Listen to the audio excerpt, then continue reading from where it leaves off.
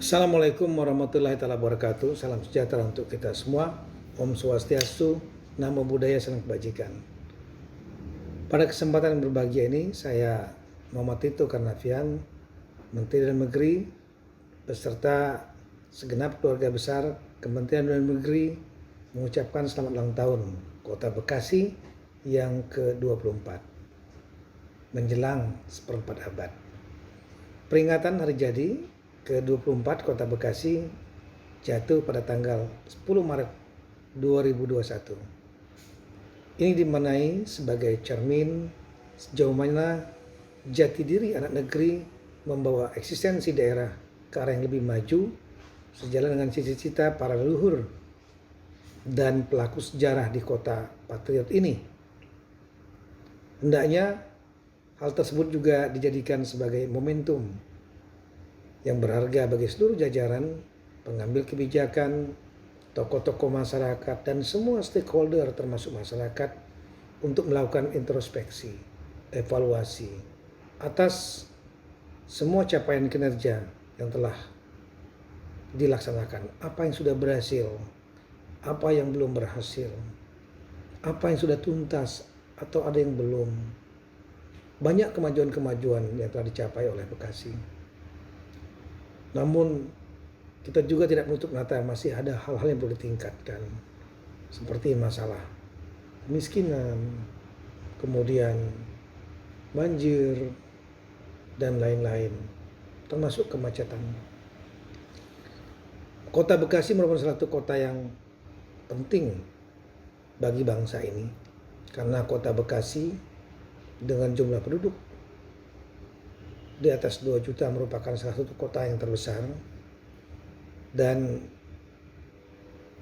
yang kedua adalah karena proximity atau kedekatannya sebagai salah satu kota satelit ibu kota negara DKI Jakarta. Maka apa yang terjadi di Bekasi, dinamika yang terjadi di Bekasi akan berpengaruh kepada dinamika di kota atau ibu kota dan sebaliknya. Untuk itulah pada kesempatan yang baik ini saya berharap sekali lagi semua stakeholder baik pemerintah maupun non pemerintah melakukan upaya-upaya untuk meningkatkan kinerja, mempercepat pembangunan, dan kemudian makin mensejahterakan rakyat. Tentu tidak mudah, apalagi di tengah situasi pandemi COVID-19 yang kita semua tidak sangka dan merupakan rahasia Tuhan, Allah Subhanahu wa Ta'ala.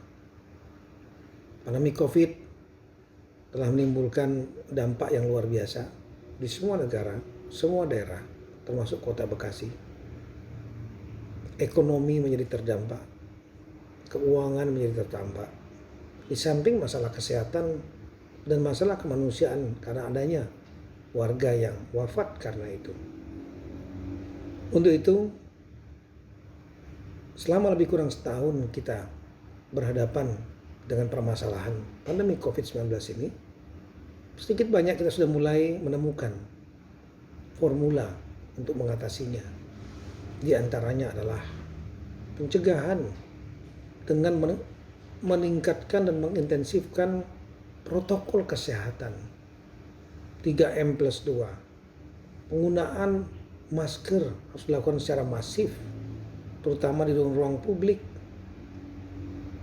dan benar cara pemakaiannya.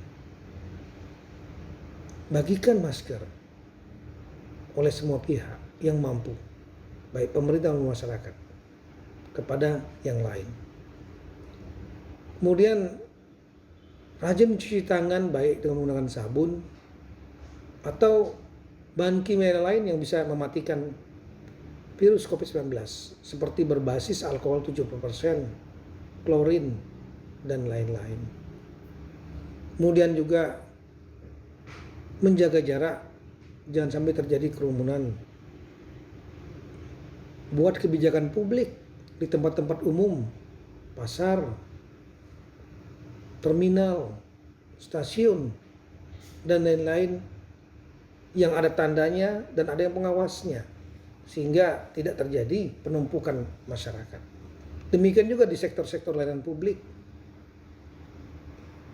misalnya perpanjangan SIM, STNK, kemudian sertifikat, akte-akte, ini juga diatur sehingga terjadi jarak. Menghindari terjadinya kerumunan itu menjadi penting.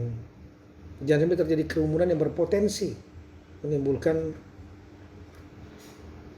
penularan, baik itu dalam bidang sosial, kegiatan sosial kemasyarakatan, kegiatan kebudayaan, kegiatan olahraga, kegiatan keagamaan, dan lain-lain. Tetap pada protokol kesehatan, jaga jarak, hindari kerumunan. Dan kemudian mengurangi mobilitas. Kalau memang tidak perlu dan tidak penting sekali, saya kira perlu dikurangi kegiatan untuk berpindah dari tempat ke tempat lainnya, sehingga mobilitas menjadi relatif lebih longgar, tidak terjadi penumpukan masyarakat. 3T juga harus terus diintensifkan.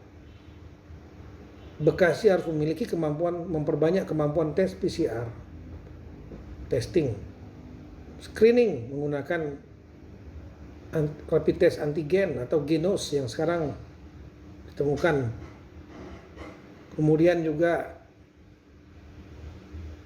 tracing, ada memiliki tim tracing khusus untuk meneliti kontak-kontak yang positif dan dibendung, dan juga penyediaan tempat-tempat prasarana rumah sakit dan obat-obatan serta tenaga medis untuk treatment yang lebih baik. Ini harus ditingkatkan dan dilakukan semua. Dan khusus untuk Jawa Bali, kita sudah menerapkan apa yang disebut dengan PPKM Mikro. Adanya pembatasan untuk kegiatan-kegiatan masyarakat, baik yang hybrid menggunakan skala mikro, makro, seperti pengurangan kegiatan-kegiatan, masalah pembatasan sekolah, kegiatan tempat umum.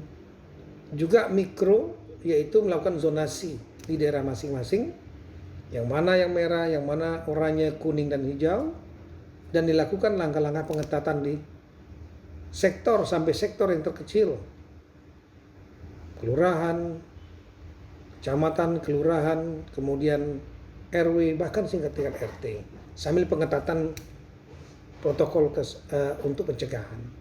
Yang terakhir, vaksinasi. Inilah game changer yang mudah-mudahan insya Allah bisa merubah. Pemerintah pusat sudah melaksanakan program ini, dan hendaknya disambut oleh daerah termasuk Kota Bekasi, terutama masalah distribusi sampai dengan ke tingkat-tingkat bawah, dan juga melakukan program vaksinasinya. Untuk itu perlu ada skala prioritas. Prioritas untuk tenaga kesehatan, mereka yang rentan akan penularan, baik yang lansia maupun yang bekerja, berinteraksi sosial cukup tinggi, pekerja publik misalnya. Kemudian pasar-pasar. Tapi ini harus diatur sedemikian rupa supaya siapa diundang, jam berapa, di tempat mana, sehingga terjadi flow yang dapat menghindari terjadinya kerumunan. Dan harus ada yang mengawasi.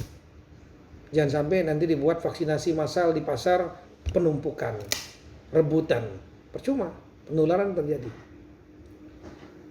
Dan tentu bukan hanya masalah kesehatan saja, pandemi COVID ini kita harus tangani juga sisi sosialnya.